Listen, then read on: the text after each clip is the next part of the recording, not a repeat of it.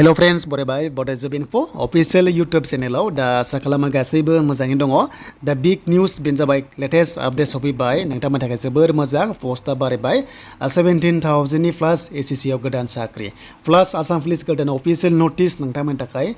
दा सोरनो हरदों जों बेखौ नायगोन दा भिडिअआ नोंथांमोना गोबां नायबाय जानांगौ अब्लाबो नोंथांमोना डिटेल्सखौहाय मोननो हागोन जेब्ला आं बिजिआव दंमोन अब्लाथाय official notice ओंखारदोंमोन बेनि थाखाय थाबनो आपडेट खालामनायाखैमोन दा जोङो official site SLPR बियाव फैबाय आरो बियाव फैनाय लोगो लोगो जों रायज्लायदोंमोन जे आसाम पुलिसनिफ्राय थाबैनो मोनसे नङा मोनसे गोदान official notice फैगोन होननानै आं नोंथांमोननो मोनसे बाथ्रा होदोंमोन दा फाइनाली मोनसे गोदान official notice ओंखारदों आरो बे नटिसआ मानि थाखाय ओंखारदों कनस्टेबल एसआई हेड कनस्टेबलआ जों बेखौ नायगोन दा बेखायनो जों बेयाव क्लिक खालामबाय आरो क्लिक खालामनाय लोगो लोगो जोङो बेखौ नुबाय जे नोंथांमोना मोनथिगौ जे मोनसे समावहाय मोनसे एक्स सार्भिसमेननि थाखाय आसाम पुलिसाव गोदान साख्रि ओंखारदोंमोन हेड कनस्टेबल एसआई दङ बेनिफ्राय नोंथांमोननि माखासे दङमोन आरो बेनो जाबाय बिथांमोननि फाइनाल रिजाल्टनि बागै बिथांमोननि थाखाय मोनसे लेटेस्ट आपडेट हरदों दा बेयाव जों मोनबाय जे पस्टआ 60 दङ एसआई लेभेलाव 200 जाबाय कनस्टेबलाव बेनिफ्राय माखासे दङमोन नोंथांमोननि हेड कनस्टेबल दा बेवहाय फाइनाल रिजाल्ट बिथांमोननि SLPR बियाव 25 जुन जानाय लोगो लोगो रिजाल्ट होसिगोन माने गाबोन रिजाल्ट होगोन आरो बिथांमोननि माखासे प्रसेसआ जोब्बाय एग्जामिनेशना दा बे डिपार्टमेन्टआ आसाम पुलिसनि बर्डार अर्गानाइजेसननि मोनसे साख्रिमोन आरो जेरावनाखि एक्स सार्भिसमेन दा बिथांमोननिया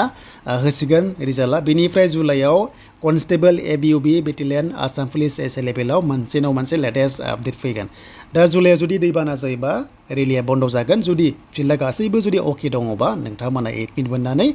रिलिखौहाय बिथांमोना थाबैनो खालामगोन स' बेखायनो प्रेक्टिसखौ बन्द खालामथावनाङा जुदि जुलाइआव जामारोबा नोंथांमोना लस जागोन जुदि प्रेक्टिस खालामाबा नाथाय जानायनि चान्स गैया जुदि अखा हाबाय थायोबा जानाय नङा बाट जुदि जायोबा नोंथांमोना मोनगोन अफिसियेल नटिस दा बेखायनो प्रेक्टिसखौ नोंथांमोना खालामबाय था दा जों फैबाय SSC आव लेटेस्ट आपडेट ओंखारबाय बेनो जाबाय गोदान साख्रि नोंथांमोना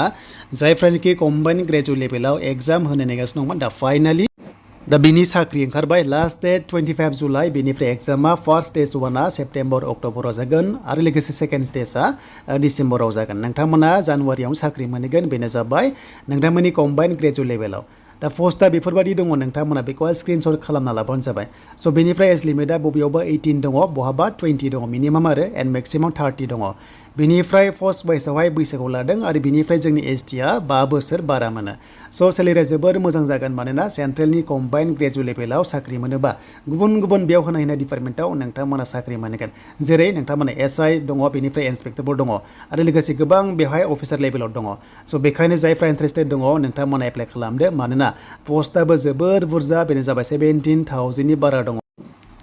बेनिफ्राय बे भेकेन्सिया बारायनायनि चान्सआ दङ मानोना मोनसे टेन्टेटिभ लाबोदों आरो SSCआ बारायबाय थाखायो बेखायनो नोंथांमोना फार्स्टआव जायनोखि बे भेकेन्सियाव नोंथांमोना नेगासिनो दंमोन दा एग्जामखौ होनो मोनसिगोन बारा गोबाव गैला एप्लाइ जागासिनो दङ आरो पस्टआ बारायनाय चान्सआ दङ स' बेनिफ्राय बे एग्जामा जोंनि आसाम स्टेटआवनो जागोन नोंथांमोननिया बैसोआ बेबायदिनाय दङ दा बे बैसोखौ नोंथांमोना स्क्रिनशट खालामना लाबानो जाबाय बेनिफ्राय नोंथांमोना जि जोबथा बैसो मोनदों बेनिफ्राय 5 बोसोर बाराय होमबानो जोंनि STआ बेयाव इलिजिबल जायो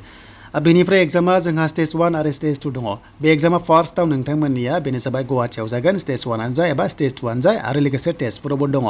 स' बेखायनो एप्लाइ खालामबा जेराव गोसो दं नोंथांमोना बेखौ सेलेक्ट खालामबानो जाबाय बेनिफ्राय जों नायनोसै दानिया फरायनाय स' फरायनाया ओरैबायदि पस्ट वाइसआवहाय बिनाय दङ दा फार्स्टनि पस्टआव एग्जाम्पल महरै 8.1 आवहाय बे अफिसार नोंथांमोना पस्टआव खालामबा डिग्री पास खालामनांगोन आरो जुदि डिग्री पास नङाबा नोंथांमोना मा खालामनांगोननो बेनो जाबाय एटलिस्ट 12 पासआवहाय 60%बो थानांगोन स' बेनिफ्राय खायसे पस्टआव नोंथांमोना मोनदों नैबेहाय इनभेस्टिगेटर पोस्ट ग्रेड 2 आवहाय दा बेयाव डिग्री पास खालामनानै साबजेक्ट दङ बेखौ नोंथांमोना दङबासो खालामनांगोन एन्ड खायसे पस्टआव नोंथांमोना अनलि डिग्री पास जानाय लोगो लोगो बेयाव हागोन जेरै नोंथांमोना 8.4 आव गासैबो डिग्री पास जानाय लोगो लोगो बे पस्टआव नोंथांमोना हागोन आरो